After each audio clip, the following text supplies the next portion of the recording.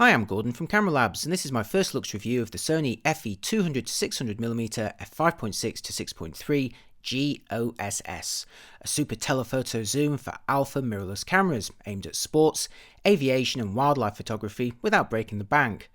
Announced alongside the high-end FE 600mm f4 professional lens, they bring the total of native E-mount mirrorless lenses to 51. That system's really growing, isn't it? The choice of aperture, combined with the decision to not make it a member of the G Master series, has allowed Sony to keep costs down and even undercut their FE 100-400mm while sporting a longer reach. You're looking at around $2,000 for the 200-600mm, which makes it only a tad more expensive than the Sigma 150-600mm Sport, although up to double the price of Sigma and Tamron's cheaper versions. The key difference though is the Sigma and Tamron lenses are designed for DSLRs and need to be adapted to fit mirrorless cameras with a reduction in autofocus speed and features. In contrast, the FE 200-600mm is a native mirrorless lens designed to make the most of the alpha system, and as you'll discover, it has other benefits too. I had a chance to try out the FE 200-600mm as well as the high-end FE 600mm f4 over a couple of days at an official press event shooting football, birds and jet skis with the Alpha A9 body.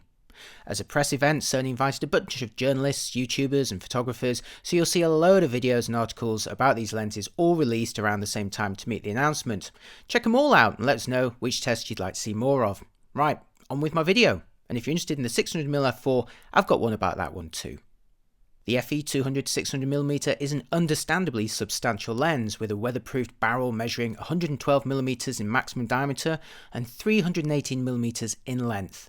In terms of controls, there's 4 switches for auto and manual focus, the autofocus range with 3 positions, one to enable the optical stabilization and another to set the optical stabilization's mode. Loosen a locking dial on the barrel and it can rotate within a collar for easy switching between landscape and portrait orientations. Midway along the barrel is the smooth manual focusing ring, followed by a set of custom buttons which are typically used to temporarily lock the focus. And finally, at the end, the zoom ring with a short throw of only about 70 degrees. Note the zooming takes place internally so the barrel does not extend. Let's start with the range to see what 200-600mm can give you in practice.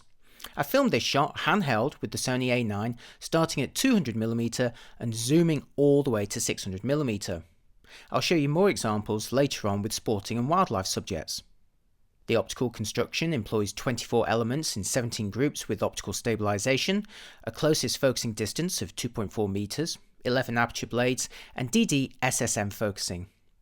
The variable focal ratio of f5.6 to 6.3 may sound a bit uninspiring, but it's actually par for the course at this range in price. Some rival 150-600mm lenses may start a fraction brighter at f5, but quickly begin to close as soon as you start zooming beyond 150mm, and they also share the same f6.3 maximum aperture at 600mm. Meanwhile, Nikon's 200-500mm f5.6 for its DSLRs may have a constant aperture throughout the range, but doesn't zoom as far at the long end. If you want a brighter super zoom, you'll need to pay a great deal more. For example, Canon's EF 200-400mm f4 costs over $10,000. Compare the size of the FE 200-600mm against the FE 100-400mm, which at 94 by 205mm is comfortably smaller. Weighing 1,395 grams, the 100-400 is also considerably lighter than the 200-600, which weighs in at 2,115 grams when both are measured without their tripod feet. But compare the Sony 200-600 against the Sigma 150-600 Sport, which measures 121 by 290mm and weighs 2,860 grams with its non-removable tripod foot, and the Sony really feels much lighter. Tamron's 150-600mm may weigh much closer to the Sony at 1951 grams, but the FE 200-600mm has one major physical advantage over all of them, including the FE 100-400, and that's internal zooming. Each of these other lenses, including the Nikon, extends the barrel as you increase the focal length, in the case of the Sigma Sport by an additional 90mm, making it longer overall than the Sony when zoomed in. But more importantly, the actual act of extending the barrel is genuinely harder work, requiring a stronger twist of the ring and also making the barrel more susceptible to creep, where it can gradually fall back again when pointed up or down. The combination of internal zooming, coupled with a short twist of around 70 degrees between 200 and 600mm, allows you to quickly and easily adjust the focal length while shooting. The zoom action feels very smooth too, and I found I could effectively go through the whole range with just a little light twist between my thumb and finger.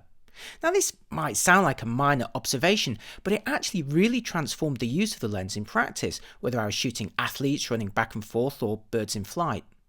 In this clip I filmed with the A9, you can see how much I'm zooming in and out as I try to follow the action.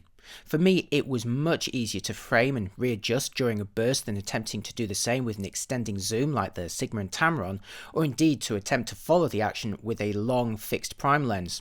So bonus points to the 200 to 600mm there for overall usability. Focusing speed is the other major difference between the FE 200 to 600mm and an adapted DSLR lens.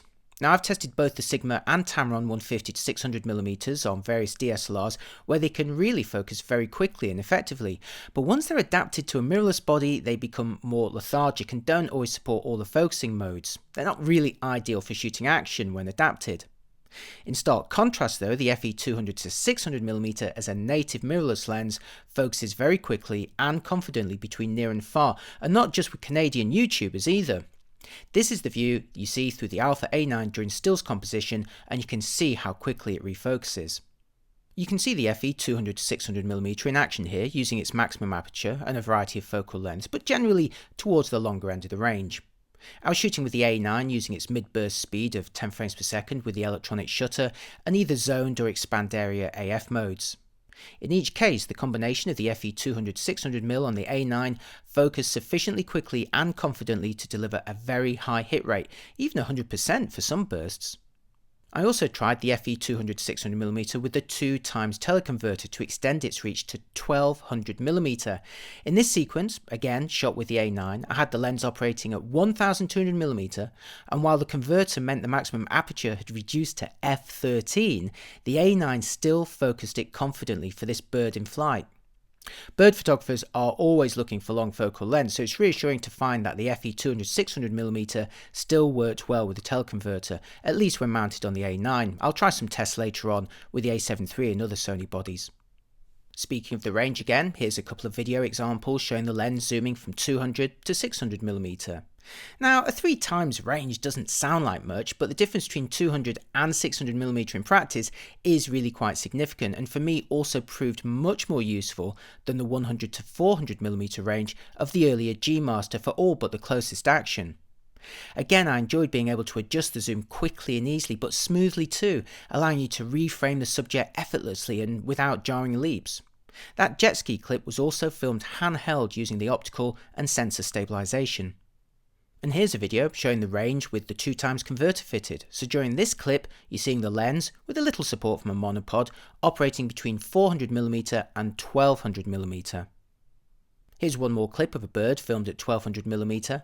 A tripod would have been undoubtedly better to keep the view steady, but you get the idea in terms of potential quality and subject separation at the maximum aperture.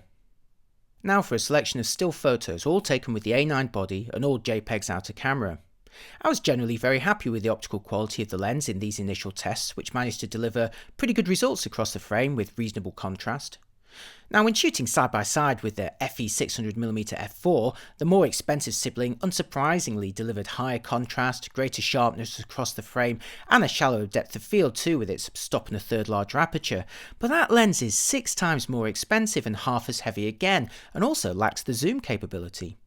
So while I might rent the 600mm f4 for special events, I think I'd actually be very happy with the FE 200 to 600mm in my own actual collection.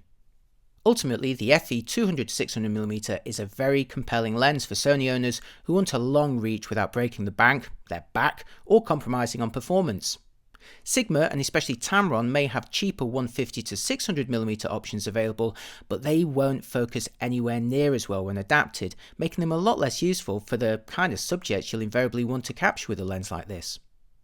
The decision to use an internal zoom with a short angular throw also transforms the ease and speed with which you can adjust the focal length. Indeed, the range, coupled with the internal zooming, makes the FE 200-600mm more attractive to me personally than the earlier 100-400mm, even though that model is smaller, lighter, and sports G-Master specs with crisper results. I know when I'm shooting sports, aircraft and wildlife, especially birds, that the difference between 400 and 600mm is dramatic, and I'm pleased to say the new Sony zoom also continues to focus effectively at f13 when using a 2x teleconverter, at least when mounted on the A9 body. Again, I'll retest it on the A7 III and hopefully some other Sony bodies for my final review, and of course I'll also perform a full suite of optical tests and comparisons. So while this video only represents my first impressions of the lens, I'd say the FE 200-600mm looks like being a winner for alpha mirrorless owners who desire a long reach at an attainable price with minimal compromise. If you're interested in this lens, you can check the latest prices using the link below, or head to cameralabs.com to download high-res versions of my sample images. As always, if you found this review useful, you can support me with a like and a follow, and if you really liked it, you could treat me to a coffee, or treat yourself to my in-camera book or a Camera Labs t-shirt. Again, there's links for all of these below. Thanks again for watching, let me know what you think in the comments, and see you next time. Bye bye. Ooh, and if you're interested in the 600mm f4, check out my separate video on that one.